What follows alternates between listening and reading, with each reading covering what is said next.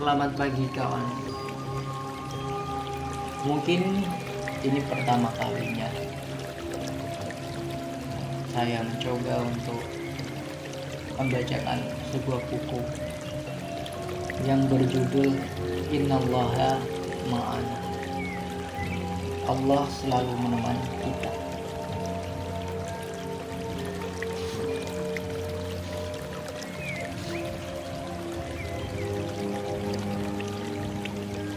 Pada pepohonan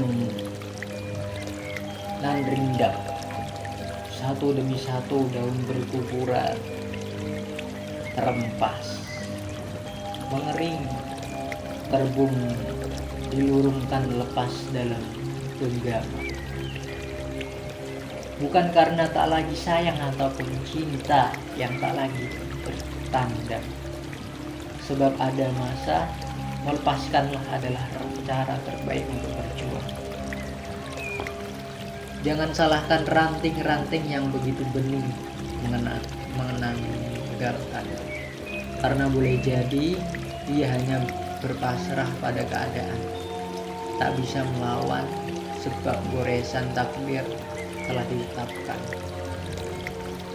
Daun jatuh tak jauh lagi rantingnya, walau kadang embusan angin membawa ia melanglang buana entah kemana, namun takkan bisa ia kembali pada tangkainya.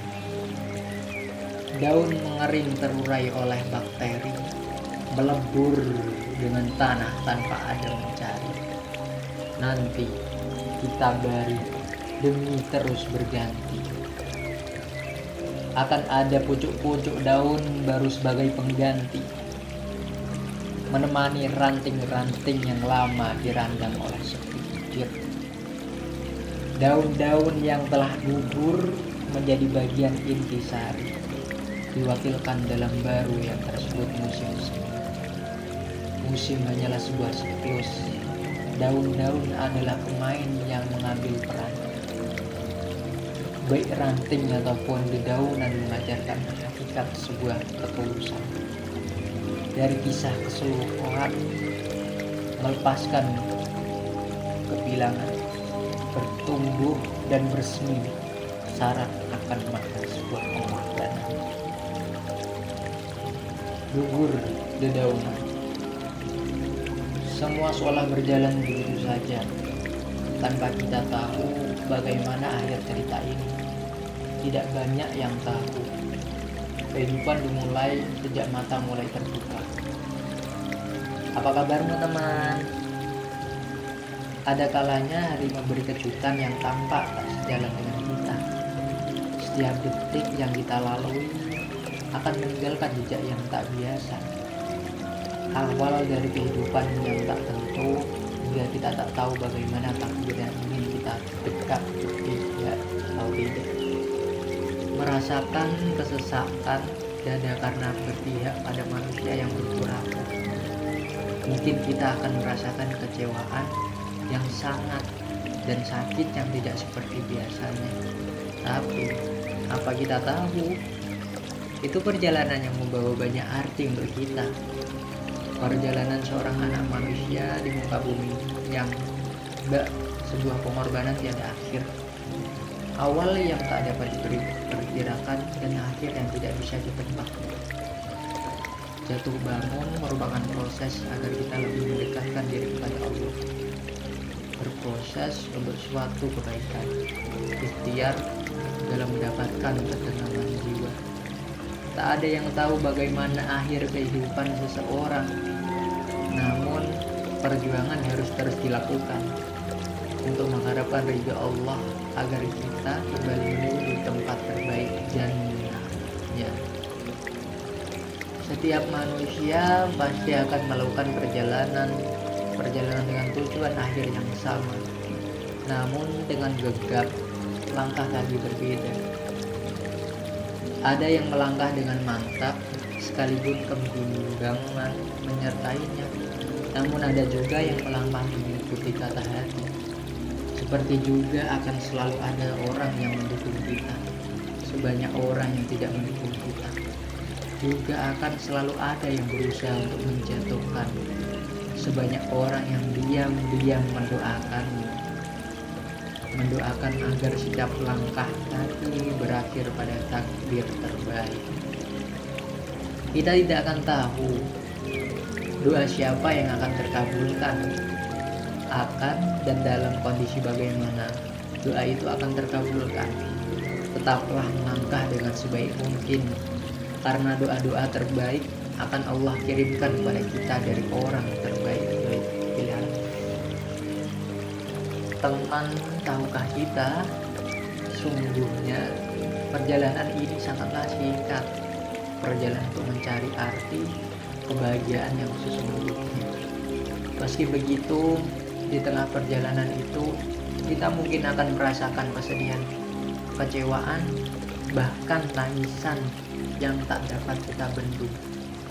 Semua rasa yang nanti akan menjadi sebuah kebahagiaan jika kita mau bersabar dalam perjalanan ini, karena tidak semua orang paham mengapa mereka tak kunjung mendapatkan apa yang ingin mereka dapatkan. Dan Allah akan menguji terlebih dahulu agar kita bisa menjadi orang-orang yang bersyukur nantinya. Setiap hari semua orang akan melakukan perjalanan hidupnya, keluar mempertaruhkan dirinya. Ada yang membebaskan dirinya, ada juga yang mencelakai dirinya sendiri dengan kebahagiaan yang sesaat. Perjalanan yang tidak biasa ini akan membuat kita tampak lelah dari sebelumnya. Akan ada banyak hal yang harus kita persiapkan. Tapi tidak perlu cemas, karena kita bisa mengumpulkan persiapan itu sedikit demi sedikit dalam perjalanan nanti. Dalam 1 tahun terdapat 365 hari. Saat ada 1 hari yang tidak bercahaya, kita spontan bagi kehilangan separuh hati, kehilangan semangat yang ada pada diri. Kita pun bertanya, kemanakah sang mentari? Apakah ia enggan berbagi sinar hangatnya lagi? Pertanyaan yang kadang tak memerlukan jawaban dari orang lain.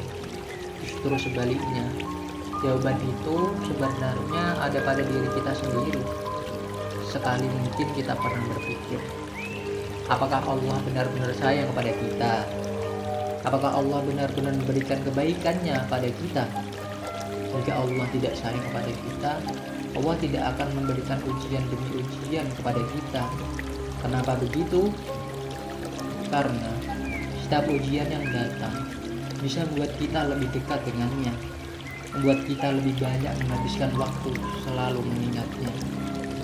Ingatlah teman, Allah menyimpan mutiara terbaiknya di tempat-tempat terbaik, di tempat yang jika kita ingin menemukannya, kita harus melewati jalan setapak yang dipenuhi lumpur dan tumbukan yang berduri.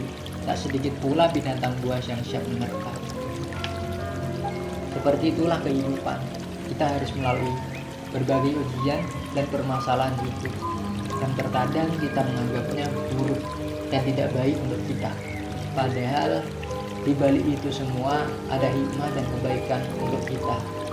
Boleh jadi kamu membenci sesuatu padahal ia amat baik bagimu, dan boleh jadi pula kamu menyukai sesuatu padahal ia amat buruk bagimu. Allah mengetahui dengan kamu tidak mengetahui. Kisah Al-Baqarah ayat 2 nomor 216. Saat kita membenci, akan ada hati yang tersakiti. Ketika kita bersabar, akan ada hati yang tergores. Dan saat kita diam, semua tak akan terlihat baik-baik saja. Yang dapat kita lakukan adalah mengajak hati untuk berdamai dan ikut berpikir bersama jiwa yang mulai menampakkan kelelahan, bahwa mendahulukan keinginan Allah adalah hal terbaik kita semuanya. Menampakkan kondisi yang jauh dari kata stabil. Setiap detik dalam hidup kita mengajarkan arti merelakan apa yang menjadi milik kita. Sejatinya bukan benar-benar milik kita. Setiap langkah mengajarkan pengorbanan yang kita anggap biasa. Padahal sangatlah berarti. Setiap tetesan air mata mengajarkan arti sebuah kekuatan baru yang membuat hatimu lebih tegar dari sebelumnya. Semua yang kita kira biasa saja, tapi kita lupa Allah selalu memberikan hal-hal yang luar biasa. Meski kita berkali-kali jatuh, bukan berarti kita gagal, tapi semua itu akan menguatkan diri kita. Kadang kita harus mundur lebih dulu agar bisa melangkah lebih jauh. Tak semua jatuh akan membuat kita tak berdaya, tapi terkadang jatuh membuat kita mampu berdiri lebih tegar dan kondisi yang terbaik. Memastikan bahwa kita siap menerima kondisi apapun yang akan menghampiri, sekaligus mengajarkan kita agar melihat segala sesuatu dari sudut pandang yang berbeda, yang lebih luas. Ketika hati telah memantapkan diri bahwa kita lebih siap, tapi di sini lain ada jiwa yang berbisik, "Aku tak siap yang kamu kira," maka semua akan sia-sia. Yakinlah, mesti kita hanya memiliki cerca cahaya, tapi kita masih bisa bersinar dalam menerangi sekeliling. Tumbuh menjadi pribadi yang lebih baik, menjadi tempat menumpukan harapan bagi orang lain. Semua berawal dari kegagalan yang tak pernah kita inginkan, tapi telah mengubah hal membentuk pribadi kita menjadi lebih kuat. Jika yang manis saja kita temukan dalam hidup ini, sedangkan yang pahit tak pernah kita rasakan, yakinlah kita tak akan pernah belajar menjadi lebih baik.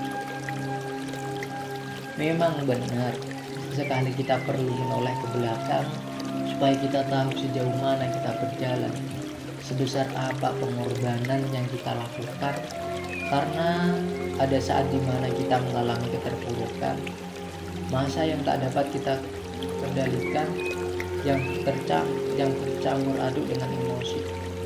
Padahal kalau saja kita sadari, masa itu adalah yang terbaik yang membuat kita jauh lebih kuat. Kelak proses jatuh bangun itu akan menjadi bagian yang tak akan kita lupakan. Ada cerita dari sahabat Nabi Shallallahu Alaihi Wasallam, Allahumma sholli wa sallim, Utsman bin Talha.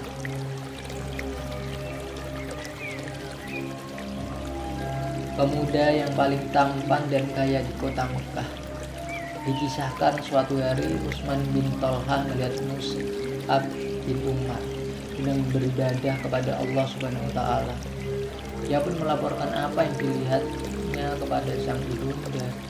Sejak itulah periode sulit dalam kehidupan pemuda yang terbiasa dengan kenikmatan itu dimulai. Mengetahui putra sayangannya meninggalkan agama nenek moyangnya, sang ibu merasa sangat kecewa.